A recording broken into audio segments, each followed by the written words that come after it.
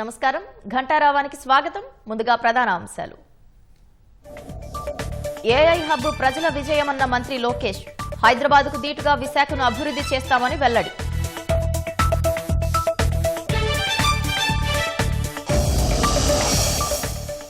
మహారాష్ట్ర సీఎంకు ఆయుధాలు అప్పగించిన మల్లోజుల 60 మంది నక్సల్స్ ను జనంలోకి ఆహ్వానించిన ఫడణవీస్.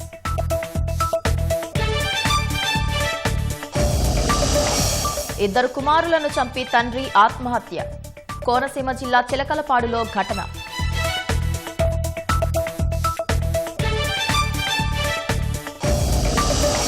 అన్నమయ్య జిల్లా కందుకూరులో ఇటుకల ఫ్యాక్టరీలో విద్యుద్ఘాతం. ఇద్దరు బీహార్ కార్మికులు మృతి.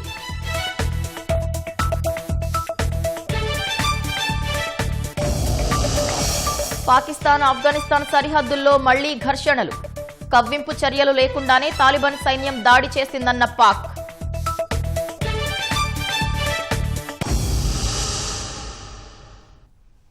స్పీడ్ ఆఫ్ డూయింగ్ బిజినెస్ తో పెద్ద ఎత్తున పెట్టుబడులు తెస్తున్నామని మంత్రి నారా లోకేష్ తెలిపారు. ఒప్పందాల కంటే పరిశ్రమల ఏర్పాటు చేసి చూపించడంపైనే ప్రధానంగా దృష్టి సారించామన్నారు. ఇచ్చిన మాట ప్రకారం 20 లక్షల ఉద్యోగాలు సృష్టించి తీరుతామని, ఒక్క ఐటీ రంగంలోనే 5 లక్షల ఉద్యోగాలు కల్పిస్తామన్నారు. ఇంతేకాకుండా మీరు చూస్తే స్పీడ్ ఆఫ్ డూయింగ్ బిజినెస్లో ఈరోజు ఆంధ్ర రాష్ట్రం నంబర్ 1గా నిలబడుతుంది. మేము ఎంఓఈల పైన కూడా సంతకాలు పెట్టట్లే, మేము టైం వేస్ట్ చేస్తున్నాం, మేము ఇమీడియట్గా ఎగ్జిక్యూషన్కి వెళ్తున్నాం. ఆస్లర్ మిత్తలతో ఇప్పటికీ మాకు ఎంఓయూ లేదు, ఆంధ్ర రాష్ట్రానికి ఎంఓయూ లేదు, బట్ ఫౌండేషన్ నవంబర్లో చేస్తున్నాం. టీసీఎస్తో కూడా ఎంఓయూ లేదు, but we're starting their centre in November. ఎంఓయూలు పిచ్చి కాదు, ఎగ్జిక్యూషన్ ఎగ్జిక్యూషన్ ఎగ్జిక్యూషన్ సింగిల్ ఫోకస్తో మేము పనిచేస్తున్నాం. చాలామంది గతంలో అడిగారు, డావోస్కి వెళ్ళారు, పక్క రాష్ట్రాలు ఎంఓయూలు చేశారు, మీరేం చేశారు? ఫాలోఅప్లు జరుగుతాయి. డావోస్లో గూగుల్ క్లౌడ్ CEO కురియన్ గారిని గౌరవ ముఖ్యమంత్రి గారు అక్కడ కలుస్తాం జరిగింది. ఫాలోఅప్ మీటింగ్ చేసి ఎంతవరకు వచ్చింది అన్నీ డిస్కస్ చేశాం. మొన్న టాటా సన్స్ చైర్మన్ చంద్ర గారు నేను బాంబేలో కలిసినప్పుడు నేనే స్వయంగా స్టేటస్ అప్డేట్ ఇచ్చా. టాటా గ్రూప్ కంపెనీ ప్రాజెక్ట్స్ అన్ని ఆంధ్ర రాష్ట్రంలో ఏంటి, ఒక్కొక్క ప్రాజెక్ట్ ఏ స్టేటస్లో ఉంది, ఎక్కడ గ్యాప్ ఉంది, గ్యాప్ ఆంధ్ర రాష్ట్రం సైడ్ ఉందా, టాటా గ్రూప్ సైడ్ ఉందా, ఓపెన్గా డిస్కస్ చేశాం. ఇట్లా చాలా పాజిటివ్గా చాలా ప్రోయాక్టివ్గా మేము ముందరగలుగుతాం. ఇప్పటికీ నా బ్యాగ్లో మీరు చూస్తే టాప్ 10 ఇన్వెస్టర్స్ ఎవరైతే ఆంధ్ర రాష్ట్రంలో పెట్టుబడి పెట్టారో వాళ్ళన్ని డీటెయిల్స్ ఆ బ్యాగ్లో ఉంది, ఒక ఫోల్డర్ ఉంటుంది. అంతేకాకుండా ప్రతి ప్రాజెక్ట్ వాట్సాప్ గ్రూప్ కూడా ఏర్పాటు చేశాం. నేనున్న గ్రూప్లో ఆ కంపెనీకి సంబంధించిన చైర్మన్ గారు ఉంటారు, సంబంధించిన శాఖ మంత్రులు ఉంటారు. బాబు సూపర్ 6లో మేము ఇచ్చిన తొలి హామీ 20 లక్షల ఉద్యోగాలు మేము కల్పిస్తాం, బోత్ ప్రైవేట్ అండ్ గవర్నమెంట్ రంగంలో ఇచ్చిన ఫస్ట్ ప్రామిస్. దానికి మేము ఇప్పటికీ కట్టుబడి ఉన్నాం, అహర్నిశలు కష్టపడుతున్నాం. ఎక్కడ కానీ ఇబ్బంది లేకుండా చేయాలని లక్ష్యంతో మేము పనిచేస్తున్నాం. ఆ 20 లక్షల ఉద్యోగాలు కల్పిస్తాం.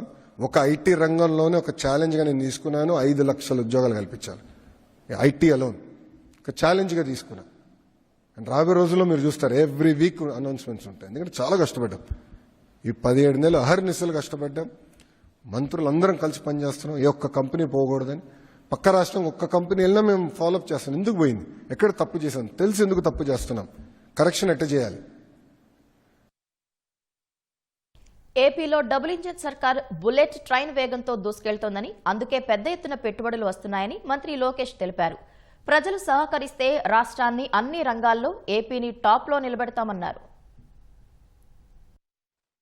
ప్రజలందరూ కూడా ఒకసారి ఆలోచించాలి. 2019 నుంచి 24 వరకు ఎవరు ఆంధ్ర రాష్ట్రం గురించి మాట్లాడేవారు కాదు, ఒక్కరు పెట్టుబడి పెట్టేదానికి వచ్చేవారు కాదు, ఓన్లీ విధ్వంసమే. అలాంటిది 16-17 నెలల్లో మీరు చూస్తే ఇన్వెస్ట్మెంట్స్ సెంటర్ ఆఫ్ డిస్కషన్గా ఆంధ్ర రాష్ట్రం వచ్చింది. That is the strength. దీనికి ప్రధానమైన కారణం డబుల్ ఇంజిన్ సర్కారే కాదు, డబుల్ ఇంజిన్ బుల్లెట్ ట్రైన్. అనేక రాష్ట్రాల్లో డబుల్ ఇంజిన్ సర్కారులనే, కానీ ఆంధ్ర రాష్ట్రంలోనే డబుల్ ఇంజిన్ బుల్లెట్ ట్రైన్ ఉంది. అది గౌరవ ప్రధానమంత్రి నరేంద్ర మోడీ గారు ఢిల్లీలో, ఆంధ్ర రాష్ట్రంలో గౌరవ ముఖ్యమంత్రి చంద్రబాబు నాయుడు ఇద్దరు కలిసికట్టుగా పనిచేసి ఆంధ్ర రాష్ట్రాన్ని ముందలు తీసుకెళ్దాం, అన్ని రంగాల్లో ముందలు తీసుకెళ్దాం. ఈరోజు ఆంధ్ర రాష్ట్రం ఏ స్థాయికి వచ్చిందంటే, కేంద్ర ప్రభుత్వం కొత్త రిఫార్మ్స్ తీసుకెళ్లాలంటే డైరెక్ట్గా వాళ్ళు చెప్తున్నారు, ఇతర రాష్ట్రానికి కొంచెం టైం పట్టచ్చేమో, ఆంధ్ర రాష్ట్రానికి మెసేజ్ పెట్టండి, ఒక ఫోన్ కొట్టండి, ఇమ్మీడియట్గా అయిపోతాయి. ఇట్లా మొన్న లేబర్ రిఫార్మ్ సంబంధించి మాకు ఫీడ్బ్యాక్ వచ్చింది. ఎలక్ట్రానిక్స్లో పెద్ద ఎత్తున మేము ముందరికి వెళ్ళాలి. నేను మంత్రి గారిని కోరినప్పుడు ఈ రిఫార్మ్స్ చేసేయండి, ఎవరైతే ఫస్ట్ చేస్తారో వాళ్ళకే ఛాన్స్ ఇస్తామని చెప్పారు. 15 రోజుల్లో చేసి చూపించాం మేము, 15 డేస్లో చేసి చూపించాం. ఇట్లా కష్టపడుతున్నాం. కానీ ఇదంతా సాధించాలంటే ప్రజల సహకారం కూడా చాలా చాలా అవసరం. మనందరం కలిసికట్టుగా పనిచేయాలి. కలిసికట్టుగా ఆంధ్ర రాష్ట్రాన్ని అన్ని రంగాల్లో నంబర్ 1 చేయాలని ప్రజలు కూడా నేను కోరుకుంటూ, టీసీఎస్, కాగ్నిజెంట్ లాంటి సంస్థలకు 99 పైసలకు భూముల లీజుకు ఇవ్వటం తప్పెలా అవుతుందని మంత్రి లోకేష్ ప్రశ్నించారు. పరిశ్రమలు తెస్తుంటే వైసీపీ నేతలు కోర్టులో తప్పుడు కేసులు వేసి అడ్డుకునేందుకు కుట్రలు చేస్తున్నారని మండిపడ్డారు. ప్రిజనరీకి, విజనరీకి మధ్య తేడాను ప్రజలు గమనించాలన్నారు. బెంగళూరులో ఉండలేమంటూ ఇటీవల కొన్ని సంస్థలు ప్రకటనలు చేయడాన్ని విలేకరులు ప్రస్తావించగా, పెట్టుబడులకు సంబంధించి నవంబర్లో మరిన్ని శుభవార్తలు ఉంటాయని లోకేష్ వెల్లడించారు. మొన్న కౌన్సిల్లో బొత్స గారు మాట్లాడుతూ కంపెనీలు మీరు రూపాయికే ఇస్తున్నారు భూములు అంటే, నేను చాలా స్పష్టంగా చెప్పింది, 2 సంస్థలకు మేము ఇచ్చాం. ఒకటి టీసీఎస్, రెండోది కాగ్నిసెంట్. ఇది కాకుండా నేను ఎవరికైనా ఇచ్చుంటే నాకు మీరు నిరూపిస్తే ఇదే ఫ్లోర్ పై నేను రాజీనామా చేస్తానని సవాల్ కూడా చేశాను. ఆయన ఏం మాట్లాడలేదు. సెకండ్, ఆయన ఛాలెంజ్ చేశా, ఈ సంస్థలకి ఇస్తాం తప్ప మీరు చెప్పండి అంటే ఆయన ఏం మాట్లాడలేదు. ఆయనకి తెలుసు ఇది మంచి నిర్ణయం అని, ఏం మాట్లాడలేదు. వీడియో కూడా ఉంది, ఇట్స్ ఆన్ రికార్డ్. 25,000 ఐటీ ఉద్యోగాలు అనేది it creates an economic impact north of 15,000 crores. 15,000 crores economic impact was 25,000 jobs. So it matters, everything adds up. So ఒక పక్కన టీసీఎస్, కాగ్నిసెంట్, యాక్సెంచర్ ఇట్లా అనేక కంపెనీలు తీసుకొస్తున్నాం, జీసీసీలు తీసుకొస్తున్నాం, ఇంకో సైడ్ డేటా సెంటర్స్ తీసుకొస్తున్నాం. We're building the entire ecosystem. It is not about 1 company 1 investment. మీరు దయచేసి గమనించండి, మొత్తం ఎకో సిస్టమ్ బిల్డప్ చేస్తున్నాం.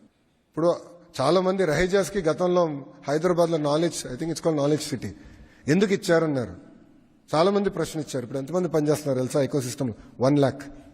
ఆనాడు క్రిటిక్స్ మాట ఎన్నుంటే 1,00,000 మందికి ఉద్యోగాలు వచ్చేది కాదు స్వామి ఈరోజు. So it takes a certain amount of vision. అది గౌరవ ముఖ్యమంత్రి చంద్రబాబు నాయుడు గారికి ఆ విజన్ ఉంది కనుక మేము పనిచేయగలుగుతున్నాం. అంటే ప్రిజనరీకి, విజనరీకి చాలా తేడా ఉంటుంది స్వామి. ఇప్పుడు విజనరీకి ఏంటంటే ఆంధ్ర రాష్ట్రాన్ని ఎట్లా ముందలు తీసుకెళ్లాలి, తలసరి ఆదాయం ఎట్లా పెంచాలి. మీరు ఒకసారి చూడండి, 1998లో అనుకుంటా ఆనాడు మెకన్జీని తీసుకొచ్చి విజన్ 2020 అని క్రియేట్ చేశారు చంద్రబాబు నాయుడు గారు. విజన్ ఉమ్మడి ఆంధ్రప్రదేశ్. చాలా మంది ఎగతాళి చేశారు, ఈయన విజన్ 2020 అంటున్నాడు, ఏమవుతుంది, ఈయన ఉంటాడు అప్పటికి, ఇట్లా అనేక మంది ఎగతాళి చేశారు. Look at Hyderabad today boss. Outer ring road మీరు చూడండి, అదే శంషాబాద్ ఎయిర్పోర్ట్ చూడండి. I believe it is India's best airport. ఆ రోజు చంద్రబాబు నాయుడు గారికి ఆ విజన్ ఉంది కనుకనే వరల్డ్ క్లాస్ ఎయిర్పోర్ట్ క్రియేట్ చేశారు. చాలా మంది అన్నారు 5,000 ఎకరాలు అవసరమా ఎయిర్పోర్ట్ కానీ. ఈరోజు చూడండి, that single airport is creating 12% economic activity for Telangana. 12% boss single airport. That it requires vision. Visionary ఏం ఆలోచిస్తాడు, వచ్చింది ఎట్ట చెడగొట్టాలి, ఉన్న పరిశ్రమలు ఎట్ట తరిమేయాలి, కంప్యూటర్ అన్నం పెడుతుందా అని అడుగుతారు, డేటా సెంటర్స్ ఏదో అయిపోతుంది అంటారు. ఇప్పుడు వాళ్ళు అదే చెప్తున్నారు కదా, చెట్లు రావు, వేడి ఎక్కువ వచ్చేస్తుంది. అసలు వీళ్ళందరికీ ఏంటంటే ఉన్న పరిశ్రమల్ని ఎట్లా పంపించేసేయాలి, ఎలా లోకల్ ఇష్యూలు క్రియేట్ చేయాలి, వాళ్ళు అహర్నిశలు ప్రయత్నిస్తున్నారు. వాళ్ళే పిల్స్ కూడా వాళ్ళే వేయించారు. టీసీఎస్ పైన కాగ్నిసెంట్ మేము భూములు ఇస్తే దానిపైన పిల్లు వేయించింది వైకాపా. కోర్టు ఏమైంది, ముట్టకలేసింది. టీసీఎస్ కాగ్నిసెంట్కి ఇస్తే మీకేంటే ఆ ప్రాబ్లం అని అడిగారు. వాళ్ళు నిరుద్యోగ యువకులకు ఉద్యోగాలు కల్పిస్తున్నారు, వాట్ ఈస్ యువర్ ప్రాబ్లం అని వాళ్ళు ప్రశ్నించారు. అంటే అంత బోల్డ్గా మేము వెళ్తున్నాం. So that is the difference between a ప్రిజనరీ and a visionary. అది తేడా. నవంబర్ మాసంలో ఆ అనౌన్స్మెంట్స్ కూడా ఉంటాయి. అసలు ఏ ఒక్క పెట్టుబడులను కూడా మేము వదిలేసుకునేందుకు సిద్ధంగా లేము. Every rupee matters, every investment matters. నవంబర్లో మంచి న్యూస్ ఇస్తానని చెప్పా కదా, ప్లీజ్. లొంగిపోయిన మావోయిస్టు పార్టీ అగ్రనేత మల్లోజుల వేణుగోపాల్ అలియాస్ అభయ్ను మహారాష్ట్ర పోలీసులు మీడియా ముందు ప్రవేశపెట్టారు. ఈ సమావేశంలో మహారాష్ట్ర ముఖ్యమంత్రి దేవేంద్ర ఫడ్నవీస్ కూడా పాల్గొన్నారు. లొంగిపోయిన మావోయిస్టులు ఒక్కొక్కరిగా వచ్చి మొత్తం 54 ఆయుధాలను ముఖ్యమంత్రికి సమర్పించారు. వాటిలో 7 AK-47తో పాటు 9 ఇన్సాస్ రైఫిల్స్ ఉన్నాయి. జనజీవన స్రవంతిలో కలిసిపోయిన వారికి సీఎం భారత రాజ్యాంగం ప్రతులు అందజేశారు. వారి నిర్ణయాన్ని ప్రశంసిస్తూ ప్రధాన స్రవంతిలోకి ఆహ్వానించారు. మావోయిస్టు పార్టీలో 2వ స్థానంలో చలామణి అయిన మల్లోజ్లా మహారాష్ట్రలోని గడ్చిరోలీలో పోలీసుల ఎదుట నిన్న 60 మంది మావోయిస్టులతో లొంగిపోయారు.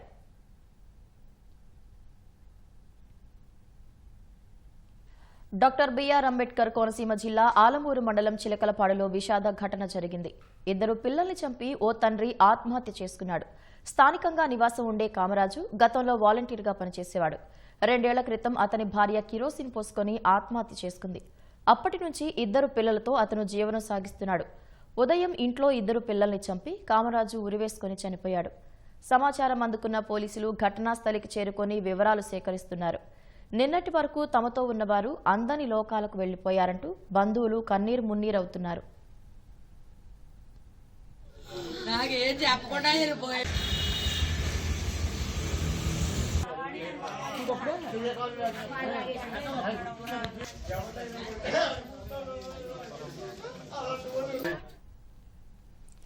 అన్నమయ్య జిల్లా పెద్దతిప్ప సముద్ర మండలం కందుకూరు గ్రామంలో విద్యుత్ ఘాతంతో 2 కార్మికులు మృతి చెందారు. స్థానిక సిమెంట్ ఇటుకల తయారీ ఫ్యాక్టరీలో పనిచేస్తున్న 2 బీహార్ కూలీలు ఉదయం యంత్రాన్ని స్టార్ట్ చేసే ప్రయత్నం చేశారు. ఈ క్రమంలోనే 2 కూలీలు విద్యుత్ ఘాతానికి గురై ప్రాణాలు విడిచారు.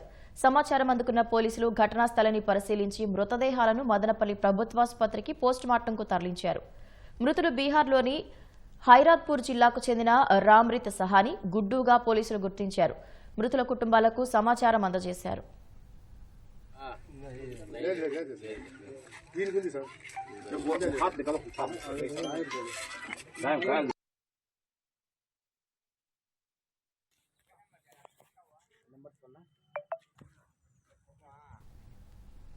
విజయవాడ పటమట పోలీస్ స్టేషన్ పరిధిలోని ఓ జిమ్లో పోలీసులు సోదాలు చేయగా నిషేధిత స్టెరాయిడ్స్ లభ్యమయ్యాయి.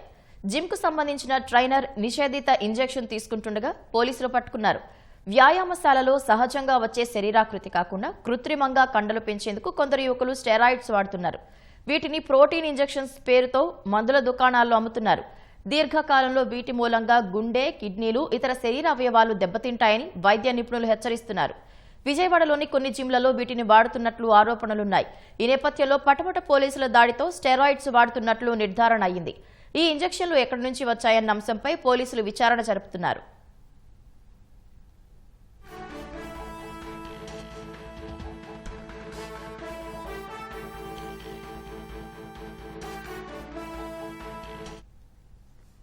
అనంతపురం జిల్లా బెలుగుప్ప మండలం నక్కలపల్లిలో హనుమక్క అనే రైతుకు చెందిన 3 ఎకరాల మొక్కజొన్న పంట దగ్ధమైంది. తోటలో విద్యుత్ తీగలు రాపిడి వల్ల నిప్పురబ్బలు పడి మంటలు చెలరేగినట్లు స్థానికులు చెబుతున్నారు.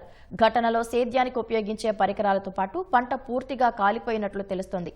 ఘటనలో సుమారు 3 లక్షల వరకు నష్టపోయినట్లు బాధిత రైతు ఆవేదన వ్యక్తం చేస్తున్నాడు. పంటను పరిశీలించి ఉన్నతాధికారులకు నివేదిక పంపుతామని ఏవో పృథ్వీసాగర్ తెలిపారు. ఒకసారి అందరూ గమనించండి. రైతులు రెస్పాన్స్ అయ్యి కరెంట్ వాళ్ళకి కొంత ఏఈకి ఏడీకి ఫోన్లు చేసి రైతుకి విశాఖ బీచ్ రోడ్లో జీఎస్టీ ఉత్సవ ర్యాలీ సందడిగా సాగింది. పర్యాటక శాఖ ఆధ్వర్యంలో నిర్వహించిన జీఎస్టీ ర్యాలీలో joint collector Mayur Ashok, GST అధికారులు పాల్గొన్నారు. విద్యార్థులు ఫ్లాగ్ మార్చ్ చేశారు. సూపర్ జీఎస్టీ, సూపర్ సేవింగ్స్ అంటూ నినాదాలు చేశారు. జీఎస్టీ సంస్కరణలు తెలిపేలా రూపొందించిన శాండ్ ఆర్ట్ అందరి దృష్టిని ఆకర్షించింది. జీఎస్టీ తగ్గింపు ప్రయోజనాలు వినియోగదారులకు వివరించడమే ర్యాలీ ఉద్దేశమని అధికారులు తెలిపారు.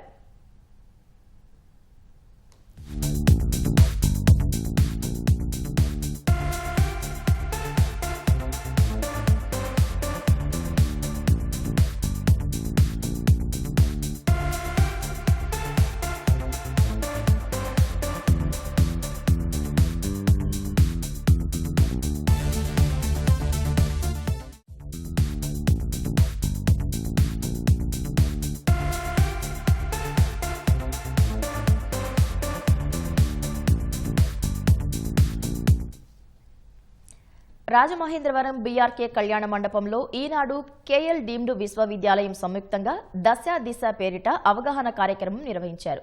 భవిష్యత్తు ప్రణాళికల ఎంపికలో విద్యార్థులు పాటించాల్సిన మెళకువలు, డిమాండ్ ఉన్న కోర్సులపై విశ్వవిద్యాలయం ప్రతినిధులు అవగాహన కల్పించారు. విద్యార్థులు తమకు నచ్చిన రంగంలో నిష్ణాతులైనప్పుడే లక్ష్యం చేరగలరని వక్తలు సూచించారు. కార్యక్రమంలో విద్యార్థుల సందేహాలను నివృత్తి చేసి వారికి కేఎల్ వర్సిటీ కిట్లు, కూపన్లు అందజేశారు. ఉన్నత మార్కులు సాధించిన విద్యార్థులకు ప్రోత్సాహక బహుమతులు అందజేశారు. కార్యక్రమంలో కేఎల్ డీమ్డ్ యూనివర్సిటీ ప్రవేశాల director doctor J Srinivasarao, assistant director doctor JV Shanmukharao, Sri Chaitanya కళాశాలలో ఉభయ గోదావరి జిల్లాల executive dean Hariprasad, Eenadu Rajamahendravaram unit in charge IV Srinivasa Subrahmanyam తదితరులు పాల్గొన్నారు. ఈనాడు కేఎల్ యూనివర్సిటీ సంయుక్తంగా నిర్వహిస్తున్న దశ దిశ కార్యక్రమం రాజమండ్రి శ్రీ చైతన్య పిల్లలతో కలకల్లాడింది. ఏజిఎం గారు హరిప్రసాద్ గారు, అలాగే ఈనాడు యూనిట్ మేనేజర్ గారు, అట్లాగే మా కొలీగ్స్ అందరూ కూడా పిల్లలందరికీ ఒక ఇంటర్మీడియట్ తర్వాత ఏం చేయాలి, ఎలా చదవాలి, ఎలాంటి కోర్సులు చదువుకోవాలి, ఎలాంటి ఇబ్బందులు వస్తాయి, ఎలాంటి దాన్ని ఎలా తట్టుకోవాలి, ఇట్లాంటి అన్నిటి కూడా వాడిని ఒక డైరెక్షన్లో తీసుకెళ్ళడం జరిగింది. యాక్టివిటీస్లో ఇన్వాల్వ్ అయ్యి ఉండే పిల్లల యొక్క భవిష్యత్తు మారిపోతుంది.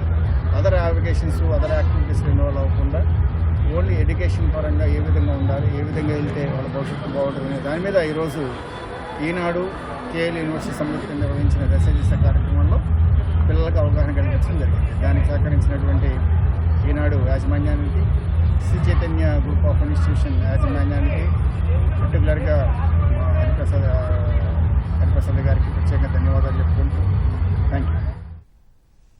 యువతలో దాగి ఉన్న నైపుణ్యాలను వెలికితీసేందుకే యువజనోత్సవాలు నిర్వహించినట్లు Nannaya university VC S Prasannasri తెలిపారు. స్వామి వివేకానంద జయంతిని పురస్కరించుకుని యువజన సర్వీసుల శాఖ కాకినాడ సెట్రాస్ ఆధ్వర్యంలో జాతీయ యువజనోత్సవాలు చేపట్టారు.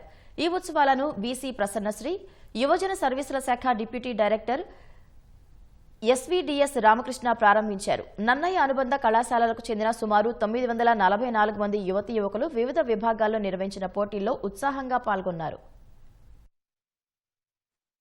ఫోక్ డాన్సెస్ లో కూడా ఇంత క్రేజ్ ఉంది. Only folk dances, movie songs ఏవి కాకుండా ఫోక్ డాన్సెస్ వల్ల ఏ దేశం నుంచి ఎన్ని ఉన్నాయి అనేది మాకు తెలిసింది. ఈ యూత్ ఫెస్టివల్ వల్ల ఒక అవేర్నెస్ అనేది క్రియేట్ అయింది. ఓన్లీ మూవీ సాంగ్స్ కాకుండా కల్చరల్ సైడ్ కూడా ఉండొచ్చు అని. యువజనోత్సవ మహోత్సవంకి మేము వచ్చాము. ఆదికవి నన్నయ్య యూనివర్సిటీలో జరుగుతున్నాయి. మేము చాలా ఆనందంగా ఉన్నాము. యువజనంకి ప్రతి ఒక్కరికి కూడా వాళ్ళలో ఉన్న టాలెంట్ ని బయటపెట్టడానికి, వాళ్ళని రాష్ట్రీయ స్థాయికి కూడా తీసుకువెళ్లి వాళ్ళని ప్రోత్సహించడానికి ఉపయోగపడుతుంది. ఇలా ప్రతి ఇయర్ కూడా జరిపించడం వల్ల ఎవరిలో ఉన్న టాలెంట్ అయినా సరే కూడా బయటపెట్టడానికి ఇది ఒక అవకాశం ప్రతి ఒక్క యువతకు కూడా. I'm here happy to participate in Nannaya University, and it's a good opportunity from other state. We came here and we are participating. It's feel nice. Thank you. Today we are wearing the traditional attire of Meitei women in Manipur. So thank you so much to Nannaya University for giving this opportunity to represent Manipur culture, traditions to all. Actually, this university encourages all the culture, not only the Telugu culture. This is so thankful. This is our pleasure to participate, to get an opportunity to participate here. Google data centre రాకతో విశాఖ రూపురేఖలు మారుతాయని స్థానిక యువత, విద్యార్థులు సంతోషం వ్యక్తం చేస్తున్నారు. రానున్న రోజుల్లో ఉద్యోగాల కోసం బయట రాష్ట్రాలకు వెళ్లే అవసరం ఉండదని, స్థానికంగానే ఉపాధి లభిస్తుందని చెబుతున్నారు. విశాఖ నగరానికి ఉండే అనుకూలతలతో పాటు ప్రభుత్వం చొరవతో మరిన్ని కంపెనీలు సైతం సాగర నగరానికి క్యూ కడతాయని ఆశాభావం వ్యక్తం చేస్తున్న విద్యార్థులతో మా ప్రతినిధి ఆదిత్య పవన్ ముఖాముఖి. శ్రీకాకుళం నుంచి ఇటు అనకాపల్లి వరకు విశాఖపట్నం ఇప్పటికే ఐటీగా ఎంతో అభివృద్ధి సాధించింది. గొప్ప గొప్ప డేటా సెంటర్లు రావడంతో ఐటీ పరంగాను, పర్యాటక పరంగాను, పారిశ్రామికంగా కూడా విశాఖ ఆర్థిక ప్రగతి వైపు అడుగులు వేస్తోంది. అభివృద్ధి చెందుతున్నటువంటి విశాఖపట్నం పట్ల విద్యార్థి లోకం ఆశాభావాన్ని వ్యక్తం చేస్తున్నారు. ఆల్రెడీ మనం చూసుకుంటే చాలా టెక్ హబ్స్ ఉన్నాయి వేరే వేరే సిటీస్లో. అవి ఫాస్ట్గా గ్రో అవుతూ ఉండడము, నెక్స్ట్ ఏంటంటే వాటిలో చాలామంది రిసోర్సెస్ ఉండడము, నెక్స్ట్ జాబ్స్ ఎక్కువ జనరేట్ అవ్వడము, అవి చూస్తుంటాం. కానీ వాటితో పాటే సైమల్టేనియస్లీ కొన్ని ప్రాబ్లమ్స్ కూడా ఉంటున్నాయి. ఇప్పుడు మనం హైదరాబాద్ తీసుకుంటే టెక్ హబ్స్కి ఎక్కువ డిస్టర్బెన్స్ ఏంటంటే ట్రాఫిక్ జామ్స్. అదేవిధంగా మనం ఇటువైపు బెంగళూరు తీసుకుంటే బెంగళూరులో మనకి రిసోర్సెస్ అనేవి కొంచెం అంటే ఫ్లక్చుయేట్ అవుతూ ఉంటాయి. ఇప్పుడు వాటర్ స్కేర్సిటీ అలాంటివే కానీ అవన్నీ ఉంటాయి సార్. ఇంకోటి ఏంటంటే ట్రాఫిక్ కూడా మోస్ట్లీ బెంగళూరులో చాలా ఉంటుంది. సో మనకు అక్కడ జాబ్స్ ఉన్నా కూడా అలాంటి ప్రాబ్లమ్స్ వల్ల అవి మన మీద ఎఫెక్ట్ చూపించవచ్చు. కానీ విశాఖపట్నంలో ఇక్కడ ఎస్టాబ్లిష్ చేయడం వల్ల ఏంటంటే మనకి ఒకటి ట్రాఫిక్ ప్రాబ్లం ఉండదు సార్. అంటే ఇప్పుడు ఒక దగ్గర జామ్ అయినా ఆల్టర్నేట్ వేస్ చాలా ఉంటాయి. సిటీలో రోడ్స్ అన్ని ఇంటర్ కనెక్టెడ్ ఉంటాయి. నెక్స్ట్ వచ్చి క్లైమేట్ చాలా బాగుంటుంది. ఇలాంటి డేటా సెంటర్స్ ఎస్టాబ్లిష్మెంట్కి చాలా అనుకూలంగా ఉంటుంది. నేను పుట్టి పెరిగింది సిటీ ఇప్పుడు పెరుగుతుంది, బాగా అభివృద్ధి చెందుతుంది అంటే నేను చాలా ఆనందపడతాను. ఇంకా అదే కాకుండా ఇప్పుడు సుమారు ఒక ఆంధ్రప్రదేశ్కి ఒక 15,000 కోట్ల నుంచి 20,000 కోట్ల వరకు జీడిపి పెరుగుతుంది. దానివల్ల ఇండియాకి కూడా అభివృద్ధి చెందింది. ఆల్రెడీ ఇప్పటికీ చాలా అభివృద్ధి చెందిన సిటీ ఇది. ఇప్పటివరకు చూస్తుంటే డేటా హ్యాండ్లింగ్ అంతా చాలా కష్టం అయ్యేది. లైక్ సైట్స్ కానీ వేరే ఏవైనా మరి లైక్ మేము ఏం చేయాలనుకున్నా కొద్దిగా ఇబ్బందులు అవన్నీ ఉండేవి. సో ఇక్కడ ఒక డేటా సెంటర్ రావడం అంటే డేటా హ్యాండ్లింగ్ అనేది చాలా ఫ్రీ అవుతుంది, మాకు చాలా సేవ్ అవుతుంది. మన వైజాగ్ అనేది ఇప్పుడే ఇండియాలోనే టాప్ 10th ప్లేస్లో ఉంది జీడిపి పరంగా. దీని ద్వారా గవర్నమెంట్ ఇంకా ప్రైవేట్ కంపెనీస్ కలిసి వర్క్ చేస్తే మన జీడిపి చాలా వేగంగా పుష్ అవుతుంది. దీని ద్వారా మన దగ్గర ఉన్న రిసోర్సెస్ని ఇంకా కాలేజెస్లో ఉన్న స్టూడెంట్ ఇన్ఫ్రాస్ట్రక్చర్ని మొత్తం వాడితే ఐటీ గ్రోత్ అనేది చాలా త్వరగానే అచీవ్ చేయొచ్చు మనం. ఓకే, ఇప్పుడు ఆల్రెడీ హైదరాబాద్లో హైటెక్ సిటీ ఉన్నట్టు ఇక్కడ ఆల్రెడీ ఐటీ షెడ్జ్ ఉంది మనకి. ఇప్పుడు ఐటీ షెడ్జ్లోనే చాలా డెవలప్ అవుతుంది. ఇప్పుడు మీరు చెప్పినట్టు కూడా ఈ కంపెనీస్ వస్తే ఇప్పుడు జీడీఏ పరంగా ఇదంతా చాలా డెవలప్ అవుతుంది. విశాఖపట్నం కూడా మనకి roads and all availability facilities కూడా చాలా బాగున్నాయి. అండ్ ఇక్కడ నేచర్ అండ్ వెదర్ కండిషన్ కూడా చాలా బాగుంది. అండ్ వాటర్ ప్రాబ్లం కూడా ఇక్కడ మోస్ట్లీ ఉండదు, ఎందుకంటే ఫ్యూచర్లో మనకి వాటర్ సొల్యూషన్ కూడా ఆల్రెడీ తీసుకొచ్చారు. యాజ్ ఏ కంప్యూటర్ స్టూడెంట్గా మేము నెక్స్ట్ ఇయర్ రిలీవ్ అవుతున్నామంటే మేము ఇప్పుడు జాబ్స్ కోసం చాలా అదర్ స్టేట్స్కి వెళ్ళి జాబ్స్ సెర్చ్ చేసుకోవడం అలా చాలా ఇబ్బందులు పడాల్సి వస్తుంది. దాని బదులు మన ఓన్ విశాఖపట్నంలోనే ఉంటే మేము వేరే దగ్గరికి వెళ్ళి వెతుక్కునే అవకాశం లేకుండా ప్రశాంతంగా ఇంటి దగ్గర హోమ్ టౌన్లోనే జాబ్ సెర్చ్ చేసుకొని జాబ్ సెటిల్ అవ్వడానికి ఛాన్సెస్ ఎక్కువ ఉన్నాయి. దీనివల్ల మేము చాలా హ్యాపీగా ఫీల్ అవుతున్నాం. వైజాగ్ అనేది ఇది సిటీ ఆఫ్ డెస్టినీ అంటారు కదా, సో అలానే ఇక్కడ కూడా అన్ఎంప్లాయ్మెంట్ చాలా ఎక్కువ ఉందండి. సో ఇక్కడ వాళ్ళు చదువుకొని వేరే స్టేట్స్కి వెళ్ళి అక్కడ పనిచేసే బదులు ఇక్కడే ఉంటే ఇంకా బెటర్ కదా. రానున్న రోజుల్లో విశాఖపట్నం అనేక ఉద్యోగ అవకాశాలు కల్పిస్తుందని, ఇప్పటి తరం వారికి రానున్న తరం వారికి కూడా ఒక చక్కటి అద్భుత ఉద్యోగ అవకాశాలు ఇచ్చే మహానగరంగా విశాఖ అభివృద్ధి చెందుతుందనేటువంటి విశ్వాసాన్ని విద్యార్థులు ఇస్తున్నారు. కెమెరా పర్సన్ ఏ శ్రీనివాస్తో ఆదిత్య పవన్, విశాఖపట్నం. మాజీ రాష్ట్రపతి డాక్టర్ ఏపీజే అబ్దుల్ కలాం పుట్టినరోజు సందర్భంగా ప్రధాని నరేంద్ర మోదీ నివాళి అర్పించారు. కలాం సాధించిన విజయాలు, వివిధ రంగాల్లో ఆయన సేవలతో పాటు తాను కలాంను కలుసుకున్న క్షణాలతో రూపొందించిన వీడియోను మోదీ పోస్టు చేశారు. యువ మస్తిష్కాలను ఉత్తేజపరిచి మన దేశం పెద్ద కలలు కనేలా ప్రేరేపించిన దార్శనికుడిగా అబ్దుల్ కలాం చిరస్మరణీయుడని మోదీ ఈ సందర్భంగా రాసుకొచ్చారు. మనిషి విజయానికి వినయం, కృషి చాలా ముఖ్యమైనవని, ఆయన జీవితం మనకు గుర్తు చేస్తుందని పేర్కొన్నారు. కలాం కలలుగన్న బలమైన, స్వావలంబన కలిగిన భారతదేశాన్ని నిర్మించేందుకు కృషి చేద్దామని మోదీ పిలుపునిచ్చారు.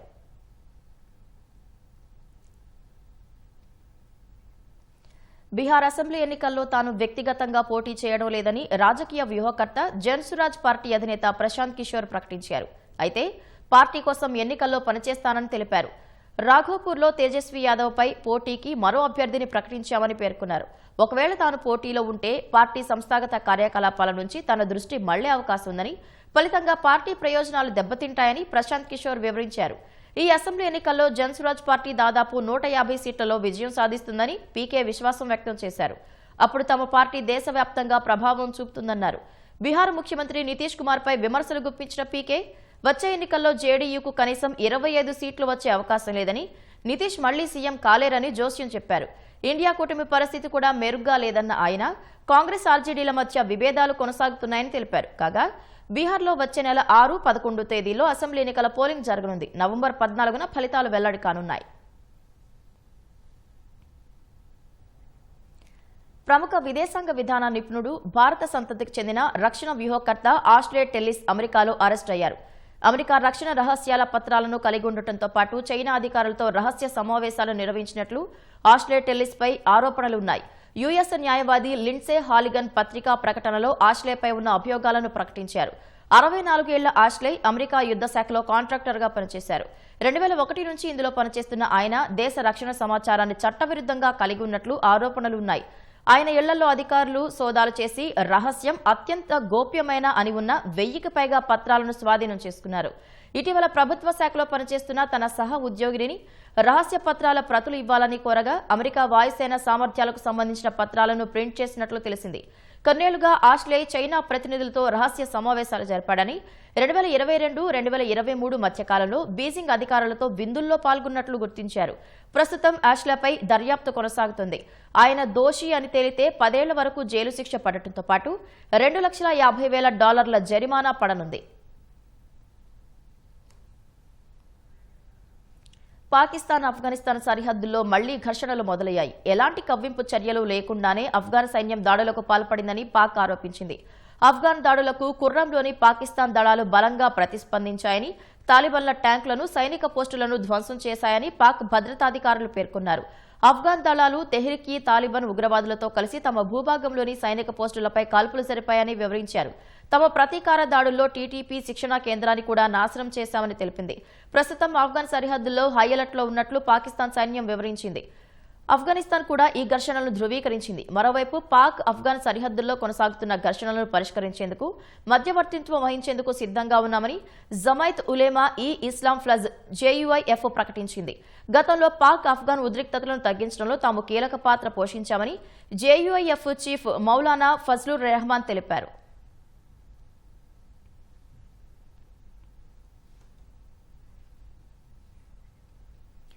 వైసీపీ నేత జోగి రమేష్ ఆది నుంచి వివాదాలమయం. నోరు తెరిస్తే దుర్భాషలే. అధికారంలో ఉన్నప్పుడు అనేక దందాలకు తెగబడ్డారు. అందుకు బూడిదను సైతం వదలలేదనే అపవాదు ఆయనపై ఉంది. ఇవన్నీ ఒకెత్తైతే అన్న కళ్లల్లో ఆనందం కోసం అడ్డగోలు వ్యవహారాలకు ఆయన చిరునామాగా మారారు. తాజాగా నకిలీ మద్యం కేసులో అడ్డంగా బుకాయిస్తున్నారు.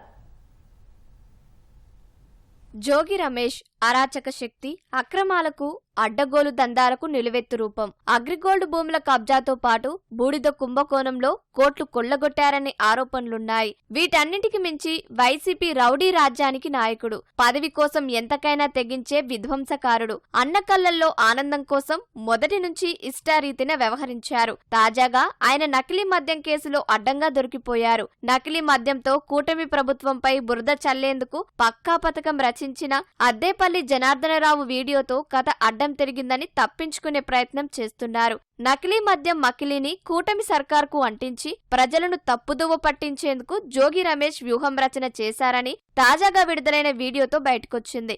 జనార్దనరావుతో 3 కోట్ల డీల్ మాట్లాడి కథ నడిపించారని, ఆయనే నకిలీ మద్యం తయారు చేయించి, ఆయనే ఆబ్కారీ అధికారులకు సమాచారం ఇచ్చి కూటమి ప్రభుత్వంపై కుట్ర చేశారనే ఆరోపణలొచ్చాయి. జనార్దనరావుతో వాట్సాప్ చాటింగ్, కాల్ హిస్టరీపై సామాజిక మాధ్యమాల్లో సాగుతున్న ప్రచారంపై పోలీసులు విచారిస్తున్నారు. నకిలీ మద్యం తయారీలో జోగి పాత్రపై పోలీసులకు స్పష్టమైన ఆధారాలు దొరికినట్లు తెలుస్తోంది. వైసీపీ ప్రభుత్వ పాలనలో ప్రస్తుతం నకిలీ మద్యం తయారీలో కీలకంగా వ్యవహరించిన జనార్దనరావుకు జోగికి సన్నిహిత సంబంధాలుండటం, వీరిద్దరి వాట్సాప్ చాటింగ్ వెలుగు చూడటం, అన్నిటికంటే ముఖ్యంగా నకిలీ మద్యం వ్యవహారానికి కర్త కర్మ క్రియ జోగి రమేష్ అని జనార్దనరావు వీడియోలో చెప్పడంతో ఆయన మెడకు ఉచ్చు బిగుసుకున్నట్లు తెలుస్తోంది. కేసులో జోగిని నిందితుడుగా చేర్చేందుకు రంగం సిద్ధమైనట్లు సమాచారం.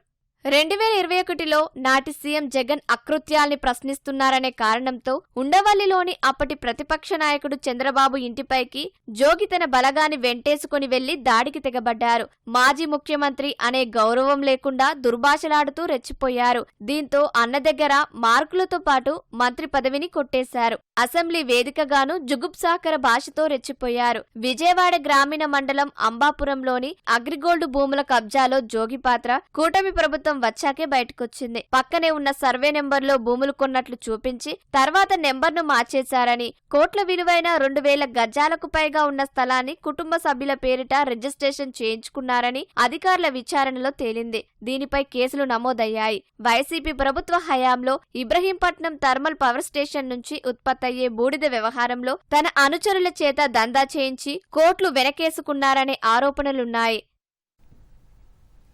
తరాలు మారుతున్నా తమ తలరాతలు మారటం లేదని పల్నాడు జిల్లా క్రోసూరు మండల కేంద్రంలో నివసించే సంచార జాతులు ఆవేదన వ్యక్తం చేస్తున్నాయి. ఎన్నో ఏళ్లుగా తమ కాలనీల్లో సరైన రహదారులు, డ్రైనేజీ నిర్మాణం చేపట్టకపోవడంతో అపరిశుభ్ర వాతావరణంలో అవస్థలు పడుతున్నామని వాపోతున్నాయి. వర్షాలకు వరద నీరు నివాసాలను ముంచెత్తినప్పుడల్లా పునరావాసాల్లో తలదాచుకోవాల్సిన దుస్థితి ఏర్పడుతుందని ఆవేదన వ్యక్తం చేస్తున్నాయి. ప్రభుత్వం తమ కాలనీల్లో మౌలిక వసతులు కల్పించి ఆదుకోవాలని సంచార జాతులు వేడుకుంటున్నాయి. స్వాతంత్ర్యం వచ్చి దశాబ్దాలు గడుస్తున్నా నేటికీ సంచార జాతులు కనీస మౌలిక వసతుల కోసం ప్రభుత్వాల వైపు ఆశగా చూస్తూనే ఉన్నాయి. క్రోసూరు నుంచి దొడ్లేరు వెళ్లే మార్గంలో ఎస్టీ కాలనీ పక్కన చెరువుకు ఆనుకుని ఉన్న ఖాళీ స్థలంలో చెంచులు, బేడ బుడగజంగాలు, ఎరుకుల కులానికి చెందిన కుటుంబాలు దాదాపు 50 ఏళ్లుగా నివాసం ఉంటున్నాయి. మారుమూల అటవీ ప్రాంతం నుంచి వచ్చిన వీరంతా సోది చెప్పడం, చాపలు అల్లటం, బుట్టలు తయారు చేయటం, సంచులు కుట్టడం, వెంట్రుకలు కొనుగోలు చేస్తూ ఉపాధి పొందుతున్నారు. వీరి కాలనీల్లో రహదారులు, కాలువల నిర్మాణం చేపట్టకపోవడంతో వరద నీరు ఇళ్లల్లోకి చేరి నిత్యావసరాలు నీట మునుగుతున్నాయని ఆందోళన వ్యక్తం చేస్తున్నారు. వరద తగ్గే వరకు పునరావాస కేంద్రాల్లోనే ఇబ్బంది పడుతున్నామని వాపోతున్నారు.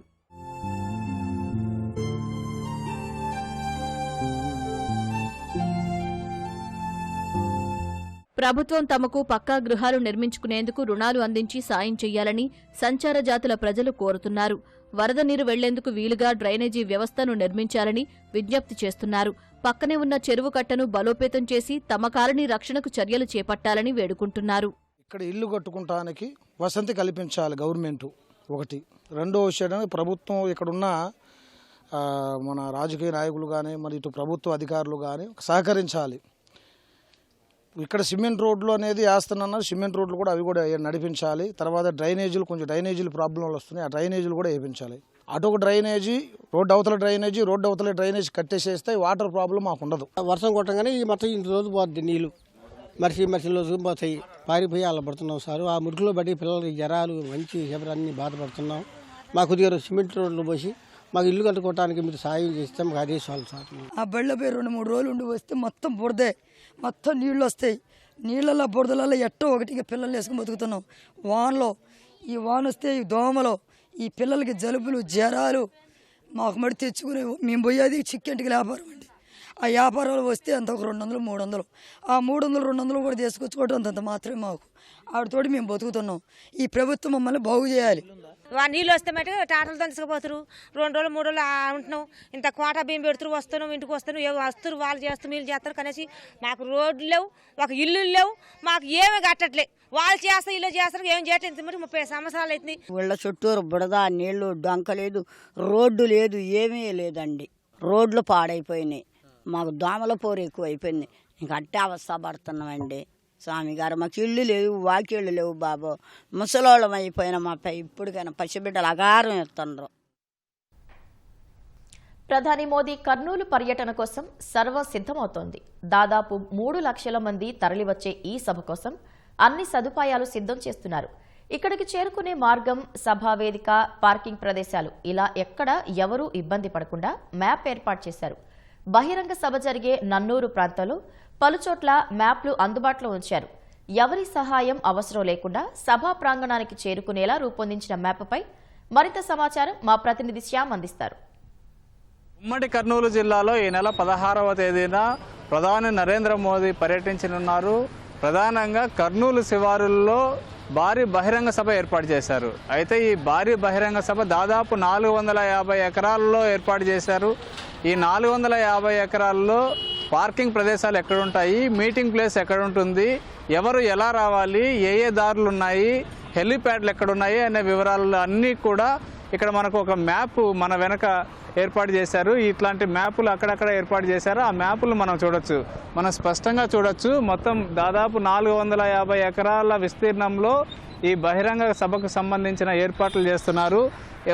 మనం ఇక్కడ కింద చూడొచ్చు, మీటింగ్ వెన్యూ అంటే బహిరంగ సభ కేవలం 40 ఎకరాల్లో మాత్రమే జరుగుతుంది. మిగిలిన ఏరియాలన్నీ కూడా హెలిప్యాడ్స్, ప్రధానమంత్రి, ముఖ్యమంత్రులకు సంబంధించిన హెలిప్యాడ్స్ 5 ఎకరాల్లో ఏర్పాటు చేశారు. వివిఐపి పార్కింగ్ 11.50 ఎకరాలు అంటే దాదాపు 11.5 ఎకరాల్లో, విఐపి పార్కింగ్ మీడియాకు సంబంధించి దాదాపు 30 ఎకరాల్లో, ఎంఎస్ఎంఈ పార్కింగ్ 12 ఎకరాల్లో, పబ్లిక్ పార్కింగ్ అంటే పబ్లిక్ ఎక్కువ వస్తారు కాబట్టి దాదాపు 3 లక్షల మందిని సమీకరిస్తారు కాబట్టి 347 ఎకరాల్లో మొత్తం ఇవన్నీ ఉన్నట్లుగా ఇక్కడ చూపించారు. మనం ఇలాగే చూస్తే కనుక ప్రధానంగా ఆ బహిరంగ సభ ఎక్కడ జరుగుతుంది అనేది చూస్తే కనుక ఈ బహిరంగ సభకు సంబంధించి మీటింగ్ వెన్యూ అని మనకి ఇక్కడ కనిపిస్తుంది. ఈ మీటింగ్ వెన్యూ మనం స్పష్టంగా చూడొచ్చు. ఈ 40 ఎకరాల ప్రాంతంలో, 40 ఎకరాల విస్తీర్ణంలో ఈ మీటింగ్ వెన్యూ ఏర్పాటు చేశారు. ఇక్కడే 3 లక్షల మంది కూర్చోవడానికి అన్ని ఏర్పాట్లు చేశారు. 3 వేదికలు ఏర్పాటు చేశారు. 3 వేదికల్లో ఒక్కొక్క ప్రాంగణంలో దాదాపు 1,00,000 మంది కూర్చోవడానికి వీలుగా ఏర్పాట్లు చేశారు. ఇక్కడే మనం ఈ ముందుకెళ్తే పైన మనకు హెలిప్యాడ్లు కనిపిస్తున్నాయి. 3 హెలిప్యాడ్లు. ప్రధానమంత్రి వస్తున్నప్పుడు ఖచ్చితంగా ప్రధానమంత్రికి సంబంధించి 3 హెలీప్యాడ్లు ఏర్పాటు చేయాలి. ఈ మీటింగ్ వెన్యూకి దగ్గరలోనే ఈ 3 హెలీప్యాడ్లు ఏర్పాటు చేశారు. దీనికి దాదాపు 5 ఎకరాలు కేటాయించారు. ఈ ప్రాంతంలో ఈ మీటింగ్కు సంబంధించి హెలీప్యాడ్లు ఉన్న ప్రాంతంలో ఇక్కడ ఎవ్వరూ కూడా ఉండకూడదు, ఎవరిని అనుమతించరు. ఇక్కడ వీవీఐపీలు ఉంటారు కాబట్టి ఓన్లీ వీవీఐపీలకు సంబంధించిన పార్కింగ్లు కానీ అక్కడ ఉన్నటువంటి అధికారులు వీవీఐపీలు మాత్రమే ఇక్కడ ఉంటారు. ప్రధానమంత్రి వారికి సంబంధించిన సెక్యూరిటీ పోలీసులు మాత్రమే అక్కడ ఉంటారు. అక్కడికి ఎవరిని అనుమతించరు. మనం ఇలా చూస్తే కిందికి వస్తే వీవీఐపీ పార్కింగ్ మనం ఇక్కడ చూడొచ్చు. వీవీఐపీ పార్కింగ్ కింద ఉంటుంది. దానికి ముందు మీడియాకు వీఐపీకి పార్కింగ్ ఉంటుంది. తర్వాత ఎంఎస్ఎంఈ పార్కింగ్ ఉంటుంది. ఇట్లా మొత్తం 12 ప్రదేశాల్లో పార్కింగ్లు ఏర్పాటు చేశారు. ఈ 12 పార్కింగ్లకు సంబంధించి ఎవరు ఎలా వెళ్ళాలి, ఎవరు ఎక్కడికి వెళ్ళాలి, ఏ మార్గంలో వెళ్ళాలి అనేది స్పష్టంగా మనకు ఇక్కడ కనిపిస్తుంది. కింద చూస్తే కనుక ఎయిర్పోర్ట్ నుంచి ఇక్కడికి మీటింగ్ ప్రదేశానికి 15 కిలోమీటర్లు ఉంటుంది. National highway 42 meeting place distance అంటే ప్రస్తుతం మనం ఉన్నటువంటి ఈ కర్నూలు చిత్తూరు జాతీయ రహదారి ఇది ఇక్కడ నుంచి 2.5 కిలోమీటరు లోపలికి వెళ్లాల్సి ఉంటుంది. కర్నూలు నుంచి Kurnool city to meeting place, Kurnool నుంచి ఇక్కడికి రావడానికి 12 కిలోమీటర్లు ఉంటుంది. National highway 44 to meeting place అంటే కర్నూలు టు డోన్ వెళ్ళే జాతీయ రహదారి, అది 44వ నంబర్ జాతీయ రహదారి, అక్కడ నుంచి 10 కిలోమీటర్లు ఉంటుంది. మొత్తం ఈ విధంగా చూస్తే కనుక మొత్తం ఎక్కడ ఏమేం పార్క్ చేయాలి, ఎక్కడ ఈ మొత్తం ఈ మ్యాప్ చూస్తే కనుక ఒక స్పష్టమైన అవగాహన వస్తుంది. ఈ మ్యాప్ చూస్తే కనుక ఒక స్పష్టత, ఎవరికైనా కానీ ఒక స్పష్టత వస్తుంది. ఎంతో కష్టపడి ఈ మ్యాప్ను రూపొందించారు. ఈ మ్యాప్ అక్కడక్కడ ఇట్లాంటి మ్యాప్లు ఏర్పాటు చేశారు. మొత్తానికైతే ఎవరు ఇబ్బందులు పడకుండా, ఎవరు అవస్థలు పడకుండా, ఎవరికి ఎలాంటి ఇబ్బందులు కలగకుండా ఇట్లాంటి మ్యాప్లు ఏర్పాటు చేశారు. ఈ మ్యాప్ గనక ఒక్కసారి కాస్త అవగాహన ఉన్నవారు ఈ మ్యాప్ను చూసుకుంటే గనక ఎవరిని అడగాల్సిన అవసరం లేదు. నేరుగా ఈ మ్యాప్ ద్వారా బయటికి వెళ్ళిపోవచ్చు, మీటింగ్ ప్లేస్కి వెళ్ళిపోవచ్చు, లేదంటే అక్కడ నుంచి నేరుగా ఎక్కడికి కావాలంటే అక్కడికి వెళ్ళడానికి అవకాశం ఉంటుంది. ఇది ఇక్కడ ప్రధాని నరేంద్ర మోదీ బహిరంగ సభకు సంబంధించినటువంటి అప్డేట్స్. కెమెరామెన్ శేషుతో షామీ టీవీ న్యూస్, కర్నూలు. ప్రధాని మోదీ కర్నూలు పర్యటనను విజయవంతం చేయాలని ఉమ్మడి కర్నూలు జిల్లా కూటమి నేతలకు సీఎం చంద్రబాబు టెలికాన్ఫరెన్స్ లో పిలుపునిచ్చారు. యోగాంధ్ర అమరావతి రీస్టార్ట్ కార్యక్రమాల తరహాలోని సూపర్ జీఎస్టీ, సూపర్ సేవింగ్స్ సభను విజయవంతం చేద్దామని కోరారు. ప్రధాని మోదీ రాకతో శ్రీశైల క్షేత్రానికి మహర్దశ రాబోతోందన్నారు. కర్నూలు సభ వేదికగా 13,000 కోట్ల విలువైన ప్రాజెక్టులకు ప్రధాని శంకుస్థాపనలు, ప్రారంభోత్సవాలు చేస్తారని తెలిపారు. రాయలసీమకు పెద్ద ఎత్తున పరిశ్రమలు తీసుకొస్తున్నామని, తిరుపతి, శ్రీశైలం, గండికోటను పర్యాటకంగా అభివృద్ధి చేస్తున్నామని చంద్రబాబు వివరించారు. డబుల్ ఇంజన్ సర్కార్ విధానాలతో రాష్ట్రానికి అనేక ప్రయోజనాలున్నాయన్న సీఎం, కేంద్రం సహకారంతో రాష్ట్రానికి పెద్ద ఎత్తున లాభం చేకూరుతుందన్నారు.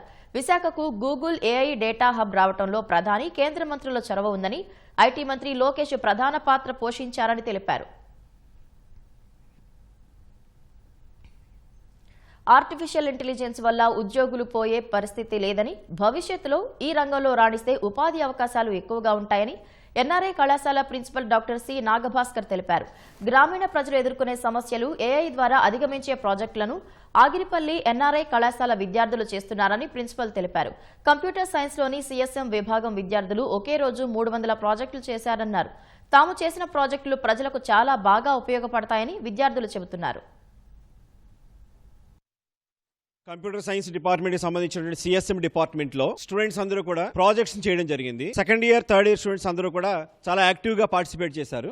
300 ప్రాజెక్ట్స్, లైవ్ ప్రాజెక్ట్స్ ని, రియల్ టైం ప్రాజెక్ట్స్ ని చేయడం జరిగింది. బాగా రూరల్ ప్రాంతంలో ఉండేటువంటి ప్రజలకు ఉపయోగపడేటట్టు అనమాట. ఏఐని మనం చాలా మంది స్టూడెంట్స్ ఏమనుకుంటున్నారంటే ఏఐ వస్తే మన జాబులు పోతాయి, ఎంప్లాయ్మెంట్ తగ్గిపోతుంది అనుకుంటున్నారు. ఏఐ అసిస్టెన్స్ కనుక తీసుకున్నట్టయితే 3 నెలలు 4 నెలల్లో చేసేటువంటి ప్రాజెక్ట్ ని ఒక రోజులో ఎలా చేయొచ్చు అనేది మా స్టూడెంట్స్ అందరూ చేసి చూపించారు. వాళ్ళు కూడా ఆర్టిఫిషియల్ ఇంటెలిజెన్స్ గురించి మాట్లాడడం జరుగుతుంది. అలాగే ఈ ఆర్టిఫిషియల్ ఇంటెలిజెన్స్ మూలన ఉద్యోగాలు పోతాయి అంతవరకే మాట్లాడుతున్నారు తప్పితే ఈ ఆర్టిఫిషియల్ ఇంటెలిజెన్స్ మూలన ప్రజలకు ఏ విధంగా ఉపయోగం ఉంది, మన జీవన ప్రమాణాలు ఏ విధంగా బాగుపడతాయి అనేది కూడా ఎవరు కూడా దాని గురించి కూడా ఎవరు చర్చించడం జరగలేదు. అది దృష్టిలో పెట్టుకుని మా కాలేజీలో లాస్ట్ 3 years నుంచి కూడా మా పిల్లలతో మా కంప్యూటర్ సైన్స్ అండ్ అలాగే డిపార్ట్మెంట్స్ విశేషమైన కృషి జరుగుతుంది జరిగింది. మా పిల్లలందరూ కూడా దాంట్లో ఆర్టిఫిషియల్ ఇంటెలిజెన్స్ మీద అవగాహన కల్పించడం జరిగింది. అనంతపురం జిల్లా విడపనకల్లు రహదారిలో ఈ నెల 4న జరిగిన రోడ్డు ప్రమాదంలో ఓ అంతర్రాష్ట్ర దొంగ పోలీసులకు చిక్కాడు. సుమారు 45 కేసుల్లో నిందితుడిగా ఉన్న నాగిరెడ్డిని పోలీసులు అదుపులోకి తీసుకున్నారు. గతంలో పోలీసులకు చిక్కిన అనూహ్యంగా వారి నుంచి తప్పించుకొని 11 మంది పోలీసుల సస్పెన్షన్కు కారణమయ్యాడు. నాగిరెడ్డి కారును నిర్లక్ష్యంగా నడుపుతూ ఎదురుగా వస్తున్న మరో కారును ఢీకొనడంతో రామ్ సుధీర్, లావణ్య దంపతులు మరణించగా ప్రమాదంలో నాగిరెడ్డికి గాయాలయ్యాయి. ఘటనాస్థలికి చేరుకున్న పోలీసులు నాగిరెడ్డి కారులో 3 లక్షల నగదు, బంగారు ఆభరణాలు గుర్తించి దర్యాప్తు చేపట్టగా నాగిరెడ్డి నేర చరిత్ర వెలుగులోకి వచ్చింది. ఉమ్మడి అనంతపురం, కడప, కర్నూలు, తెలంగాణ, ఛత్తీస్గఢ్, కర్ణాటక రాష్ట్రాల్లో పలు కేసుల్లో నిందితుడిగా ఉన్నట్లు గుర్తించారు. ఆసుపత్రిలో చికిత్స పొందుతున్న నాగిరెడ్డిని అరెస్టు చేసి రిమాండ్కు తరలించారు. ఎన్టీఆర్ జిల్లా పెనుగంచిప్రోలులో ఘరానా మోసం వెలుగులోకి వచ్చింది. ఓ వ్యాపారి బంగారం లక్కీ డ్రా, చిట్టీలు, వడ్డీ ఆశ చూపి జనం వద్ద నుంచి సుమారు 5 కోట్ల రూపాయలు తీసుకుని కుటుంబంతో సహా పరారయ్యాడు. పెనుగంచిప్రోలు గ్రామానికి చెందిన చిన్నం దుర్గారావు గ్రామంలో ఫర్నిచర్ దుకాణం నిర్వహించేవాడు. వాయిదాలపై గృహోపకరణాల వస్తువులు విక్రయిస్తూ చిట్టి పాటల పేరిట నెలల వారీ స్థానికుల నుంచి నగదు వసూలు చేసి వారికి తిరిగి డబ్బులు ఇచ్చేవారు. లక్ష్మీదుర్గ బంగారం లక్కీ డ్రా స్కీమ్ పేరుతో నెలకు 3,000 చొప్పున పెనుగంచిప్రోలు సహా పరిసర ప్రాంత ప్రజల నుంచి 22 నెలలు నగదు వసూలు చేశారు. డ్రాలో గెలిస్తే బంగారం ఇస్తానంటూ నమ్మబలికాడు. చివరికి గోల్డ్ ఇవ్వకుండా ముఖం చాటేశాడు. చెల్లించిన నగదు తిరిగి ఇవ్వాలని స్థానికులు దుర్గారావును అడగటంతో గుట్టుచప్పుడు కాకుండా ఫర్నిచర్ షాప్, సొంత ఇల్లు ఖాళీ చేసి రాత్రికి రాత్రి కుటుంబంతో సహా పారిపోయాడు. దుర్గారావు ఇల్లు, దుకాణానికి తాళాలు వేసి ఉండటంతో బాధితులు పెనుగంచిప్రోలు పోలీస్ స్టేషన్కు క్యూ కట్టారు. బాధితుల ఫిర్యాదులతో పోలీసులు కేసు నమోదు చేసి దర్యాప్తు చేపట్టారు. బాపట్ల జిల్లా చీరాల నియోజకవర్గంలో ప్రభుత్వ భూములకు అధికారులు విముక్తి కలిగించారు. సుమారు ఎకరం పైగా స్థలంలో అక్రమంగా నిర్మించిన ప్రహరీ గోడను తొలగించారు. కారంచేడు బాధితులకు పుల్లరిపాలెం, కొత్తపేట రెవెన్యూ పరిధిలో 62.60 ఎకరాల భూమిని 1986లో అప్పటి తెలుగుదేశం ప్రభుత్వం అందజేసింది. ఇందులో రామాపురం నుంచి వాడరేవు వెళ్లే తీరం వెంట రోడ్లో 6.07 ఎకరాల భూమి ఉంది. ఈ ప్రాంతం పర్యాటకంగా అభివృద్ధి చెందడంతో కొందరు దీనిపై కన్నేశారని బాధితులు చెబుతున్నారు. రెవెన్యూ అధికారులు దగ్గరుండి ఆక్రమణలను తొలగించారు. ఆనాడు ఎన్టీ రామారావు గారు ప్రభుత్వంలో, తెలుగుదేశం ప్రభుత్వంలో మాకు పూర్తి పునరావాసం కల్పించారు. కొందరికి ఉద్యోగాలు ఇచ్చారు, పొలం ఇచ్చారు, రొయ్యల చెరువులు ఇచ్చారు, స్వయం కృషి ప్రాజెక్టు పెట్టారు. దాని కింద ఆనాడు ఎస్ఆర్ శంకరన్న గారు 2 ఎకరాల 6 సెంట్ల భూమిని వేటపాలెం మండలంలో కొత్తపేట పంచాయతీలో కొంత భాగాన్ని, పుల్లవారిపాలెంలో కొంత భాగాన్ని ఇవ్వడం జరిగింది. 413, 414, 417 సర్వే నెంబర్లో 55 మంది పేర్లు స్కూటింగ్ చేయడం కూడా జరిగింది. ఆనాటి నుంచి ఈనాటి వరకు కూడా మాకు పట్టాలు అయితే ఎవరికి ఇవ్వలేదు. కొన్ని భూములకైతే వేరే వ్యక్తుల పేరు పట్టాలు ఇచ్చండి. వాటిని రద్దు చేసి మాకు ఏమి రాని అసంటోళ్ళకి నిజమైన అర్హులను చూసి పట్టాలు మంజూరు చేయాల్సిందిగా కోరి ప్రార్థిస్తున్నాం. మా భూమి కబ్జా చేసినందుకు మాకు రెవెన్యూ వారు బాగా సహాయపడ్డారు. రెవెన్యూ వారు కానీ, పోలీసు వారు కానీ, ఇంకా మీడియా వారు కానీ సహకరించినందుకు ధన్యవాదాలు. గత 30 సంవత్సరాలుగా దీంట్లో మేము సాగు చేసుకుంటాం, సరిగ్గా అక్కడ మేము సాగు చేసుకుంటూ ఉన్నాం. ఈ భూమి మాకు పట్టాలు ఇస్తాం కొరకు ఎంఆర్ఓ గారు అర్హులు అనర్హులు లిస్టు కూడా చేశారు. లోపల భూమికి దారి కావాలని ఏమీ రానవసరం పట్టుకొని ఊగులాడతా అక్రమంగా గోడ కట్టాడు. మేము పై అధికారులకి, ఎంఆర్ఓ గారికి వాళ్ళకి తెలియజేస్తే వాళ్ళు వచ్చి గోడ దగ్గర పడగొట్టించారు. అగ్రికల్చర్ ల్యాండ్ అయితే అనాథరైజ్డ్గా గోడ కట్టారు, కన్స్ట్రక్షన్ చేశారు. అందుకని అనాథరైజ్డ్ కన్స్ట్రక్షన్ని ఎవిక్షన్ చేశారు. అత్యాశతో క్రికెట్ బెట్టింగ్ మాయలో పడి జీవితాన్ని నాశనం చేసుకున్నానంటూ యువకుడు చేస్తున్న పాదయాత్ర యువతను మేల్కొల్పుతోంది. విశాఖ జిల్లా మల్కాపురానికి చెందిన సాయి కుమార్ డ్రైవింగ్ చేస్తూ జీవనం సాగించేవాడు. తక్కువ సమయంలో ఎక్కువ సంపాదించాలన్న ఆశతో బెట్టింగ్ యాప్లో 8 లక్షలు పోగొట్టుకుని అప్పుల పాలయ్యాడు. తనలా ఇంకెవరూ బెట్టింగ్ యాప్లలో డబ్బులు పోగొట్టుకుని అప్పుల పాలు కాకూడదన్న సందేశంతో పాదయాత్ర ప్రారంభించాడు. ఈ నెల 5న విశాఖపట్నం జిల్లా మల్కాపురం నుంచి ఫ్లెక్సీతో బయలుదేరిన సాయి కుమార్ మంగళగిరి వరకు పాదయాత్ర కొనసాగిస్తున్నారని తెలిపారు. డిప్యూటీ సీఎం పవన్ కళ్యాణ్ కలిసి బెట్టింగ్ యాప్ల వల్ల యువత నాశనమవుతున్నారని విన్నవిస్తానని తెలిపారు. ఈ క్రికెట్ బెట్టింగ్ వల్ల లైఫ్ అంతా స్పాయిల్ చేసుకున్నాను. చాలా మంది యువత పాడైపోతున్నారు. నాలాగా ఇంకెవరు రోడ్డు మీదకి రాకూడదని అనేసి, వాళ్ళ లైఫ్ స్పాయిల్ అవ్వకూడదని అనేసి నేను విశాఖపట్నం నుంచి విజయవాడ వరకు కాలినడకన వెళ్తున్నాను. ప్రభుత్వం దీన్ని గుర్తించాలని కోరుకుంటున్నాను. క్షణికావేశం 4 నిండు ప్రాణాలను బలితీసుకుంది. తాగుడికి బానిసైన ఓ వ్యక్తి మద్యం మత్తులో విచక్షణ లేకుండా తీసుకున్న నిర్ణయం ఓ కుటుంబానికి శాపంగా మారింది. బుద్ధిగా ఉండాలంటూ మంచి మాటలు చెప్పిన ఇంటి పెద్దను సైతం పొట్టన పెట్టుకున్నాడు. ఉమ్మడి కుటుంబంతో కళకళలాడిన ఇల్లు కాస్త చావుల నిలయంగా మారింది. ఒకే ఇంట్లో 4 మృతి చెందటంతో కుటుంబంలో విషాద ఛాయలు అలుముకున్నాయి.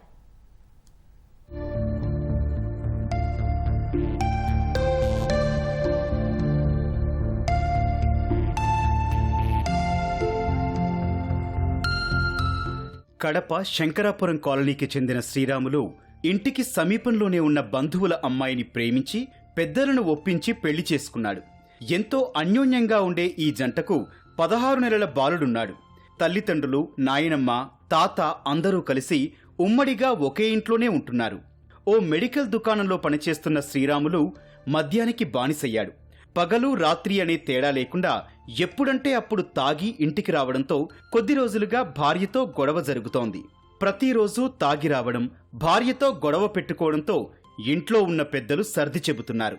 మనవడు అంటే ఎంతో ప్రేమ ఉన్న నాయనమ్మ వెంకట సుబ్బమ్మ కాస్త గట్టిగా మందలించింది. దీంతో ఆవేశానికి లోనైన శ్రీరాములు కోపంలో తీవ్ర నిర్ణయం తీసుకున్నాడు.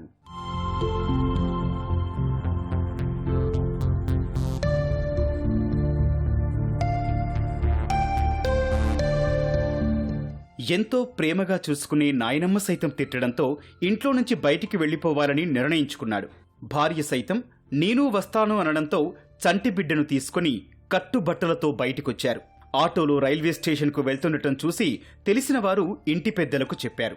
వారు హుటాహుటిన వెళ్లేసరికి జరగరాని ఘోరం జరిగిపోయింది. కోపంలో భార్యాభర్తలిద్దరూ 16 నెలల చంటి బిడ్డతో సహా రైలు కింద పడి ఆత్మహత్య చేసుకున్నారు. అబ్బాయికి కొంచెం బ్యాడ్ హ్యాబిట్స్ ఉన్నది. దానివల్ల ఇద్దరికి ఇంటికి వస్తానే ఒక ఘర్షణ జరుగుతున్నది వాళ్ళకు. ఎందుకో వీళ్ళ ఇంట్లో అరుచుకుని ఉంటారా అంటే అంతే. బ్యాడ్ హ్యాబిట్స్ అంటే ఏమున్నాయి?